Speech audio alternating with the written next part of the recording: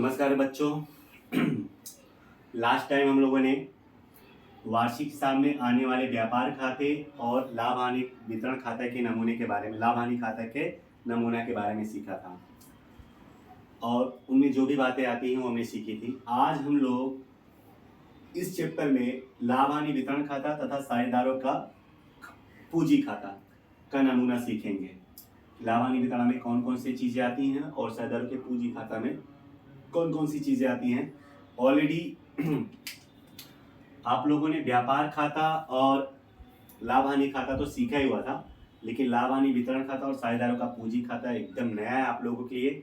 इसलिए अच्छी तरह से ध्यान से सुनना कि लाभ हानि वितरण खाता का नमूना कैसा होता है, उसमें कौन कौन सी चीज़ें आती हैं। तो सबसे पहली बात तो बच्चों, लाभ हानि वितरण खाता ये लाभ हानि खाता के जैसे ही होता है, लेकिन दोनों में फर्क क्या है कि अगर पेढ़ी बाहर के किसी कर्मचारी को या बाहर के किसी व्यक्ति को कोई भी खर्चा चुकाए, जैसे किसी को वेतन चुकाए, किसी को भाड़ा चुकाए, किसी को दलाली चुकाए, वो सब तो लाभ हानि खाता के उधार में आएगा। लेकिन अगर पेढ़ी साझेदारों को कोई भी रकम चुकाए, पेढ़ी के द्वारा साझेदारों को चुकाई जाने वाली कोई भी रकम, वो सब लाभ हानि वितरण खाता के उधार में आएंगी। तो पेढ़ी साझेदारों को जो कुछ भी चुकाती है ना, वो सब हमें लाभ हानि वितरण खाता के उधार में लिखना होता है। और पेढ़ी साझेदारों को नॉर्मली 2 ही 3 चीज चुकाती है, ज्यादा नहीं। पेढ़ी साझेदारों को सबसे पहले तो उनकी पूंजी पर ब्याज चुकाती है, इसलिए पूंजी पर ब्याज लाभ हानि वितरण खाता के उधार में आएगा। फिर पेढ़ी साझेदारों को वेतन और कमीशन चुकाती है। देखो, बहुत लोग के मन में आएगा कि सर आपने वेतन और कमीशन तो लाभ हानि खाता के उधार में लिखा था, आप लाभ हानि वितरण खाता के उधार में क्यों बता रहे हो।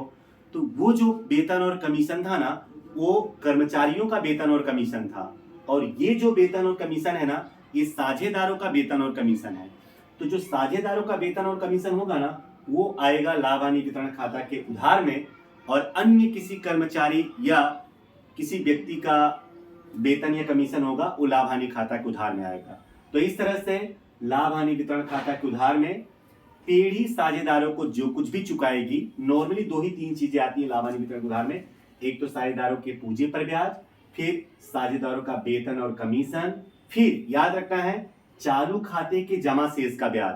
साझेदारों का जो चालू खाता होता है ना, वो आपको आगे देखने को मिलेगा कि चालू खाता कैसा होता है, क्या होता है।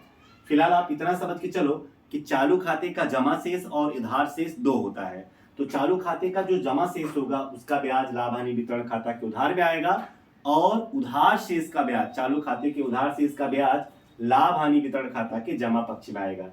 तो इस तरह से उधार पक्ष में पेढ़ी साझेदारों को जो चुकाती है, एक तो उनकी पूंजी पर ब्याज चुकाती है, साझेदारों का वेतन और कमीशन चुकाती है, और साझेदारों के चालू खाता के जमा शेष का ब्याज। तो ये सब आती हैं लाभ हानि वितरण खाता के उधार पक्ष में।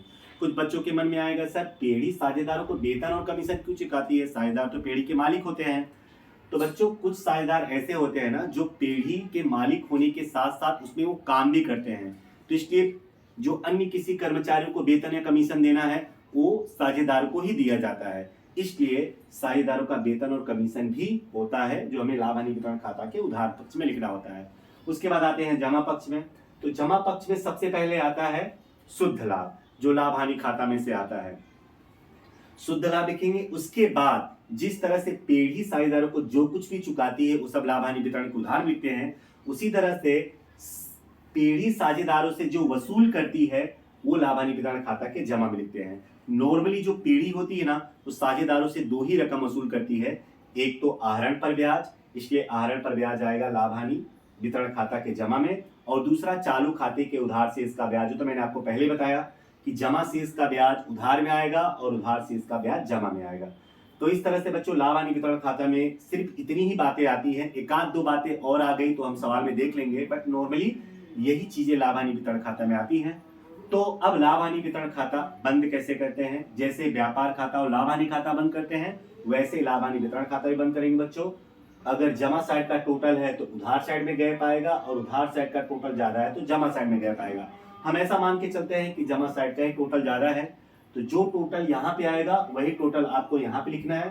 फिर इस तरफ जो गैप आएगा उसको बोलेंगे वितरण पात्र लाभ, और जो वितरण पात्र लाभ होता है ना, उस साझेदारों के बीच उनके लाभ हानि के प्रमाण में बांट दिया जाता है, इसलिए इसको बोलते हैं वितरण पात्र लाभ। और ये जो लाभ आता है वो लाभ जाएगा पूंजी खाता में, बराबर। व्यापार खाते का लाभ, सकल लाभ लाभ हानि खाते में जाता है, लाभ हानि खाते का लाभ शुद्ध लाभ लाभ हानि वितरण खाता में जाता है, और वितरण खाते लाभ हानि वितरण खाते का लाभ वितरण पात्र लाभ ये पूंजी खाता में जाता है।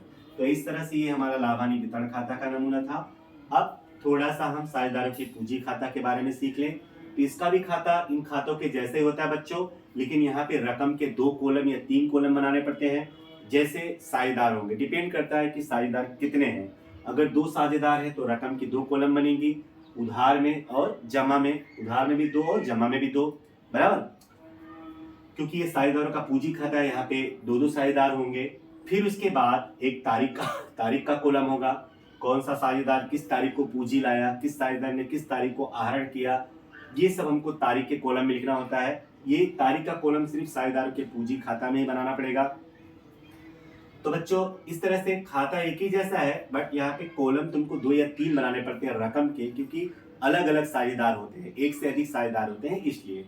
अब आते हैं कि इसमें जमा साइड में क्या क्या आता है, उधार साइड में। जमा साइड में बच्चों साझेदारों की जो प्रारंभिक पूंजी आपको तलपट में दी गई होगी वो लिखना है सबसे पहले, शेष आगे लाए। उसके बाद बच्चों साझेदारों को जो चीजें प्राप्त होती है, जो लाभ हानि वितरण खाता के उदाहरण में हमने लिखा था ना, वही चीजें आपको फिर से पूंजी खाता के जमा पक्ष में लिखनी है हमको। जैसे कि पूंजी पर ब्याज, साझेदारों का वेतन, साझेदारों का कमीशन और उसके बाद उनका लाभ। जो चीजें लाभ हानि वितरण खाता के उधार से साइड में आई हैं वो सारी चीजें साझेदारों को प्राप्त होती है पेढ़ी से, इसलिए उनके पूंजी खाता के जमा पक्ष में, उधार में है तो जमा पक्ष में हमको लिख देना है, बराबर। पूंजी लिखने के बाद उनको पूंजी पर ब्याज कितना मिला, उनको वेतन कितना मिला, उनका कमीशन कितना हुआ, फिर किस साझेदार को कितना लाभ हुआ, वो हमको लाभ लिख देना है। उसके बाद लाभ पूंजी खाता के उधार साइड में नॉर्मली 2 ही चीजें आती है बच्चों, एक तो आहरण, किस साझेदार ने कितना आहरण किया वो आहरण लिखना है, और उसके बाद आहरण पर ब्याज पूंजी खाता के उधार में। जो जमा साइड में है यहाँ पे लाभ हानि वितरण में, वो यहाँ पे उधार में आएगा। नॉर्मली आहरण अगर उधार है तो उसका ब्याज भी उधार में आएगा, पूंजी अगर जमा है तो उसका ब्याज भी जमा में आएगा, पूंजी पर ब्याज भी जमा में ही आएगा। अब देखो बहुत सारे बच्चे इसमें तारीख में कंफ्यूज होते हैं कि सर तारीख के कॉलम में क्या लिखे। तो देखो बच्चों तारीख के कॉलम में हमेशा आपको 31/3/17 ही लिखना है सब में, सिर्फ एक जगह ही आपको अलग तारीख लिखनी पड़ सकती है।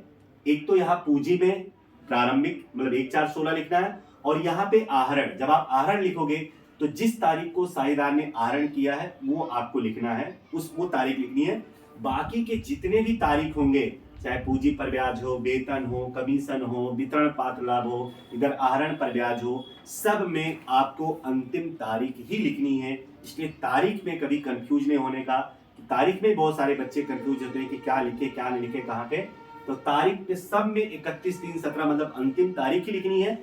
बस केवल यहाँ पे जो पूंजी आप लिखोगे वहां पे आप प्रारंभिक तारीख लिखनी है, और आहरण जिस साझेदार ने जिस तारीख को आहरण किया वो तुमको सवाल में दिया रहेगा वही तारीख लिखनी है। बाकी सब में आपको 31/3/17 लिखना है।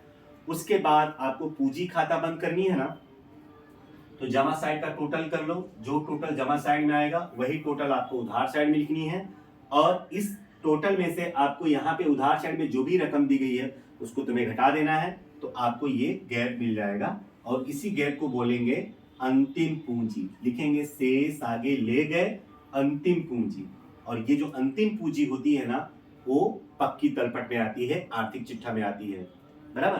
तो इस तरह से ये हमारा लाभ हानि वितरण खाता और साझेदार पूंजी खाता का नमूना था, ठीक है। तो अच्छे तरीके से बढ़िया से लिख लीजिएगा। नेक्स्ट टाइम हम लोग पक्की तलपट के बारे में सीखेंगे। तब तक के लिए नमस्कार।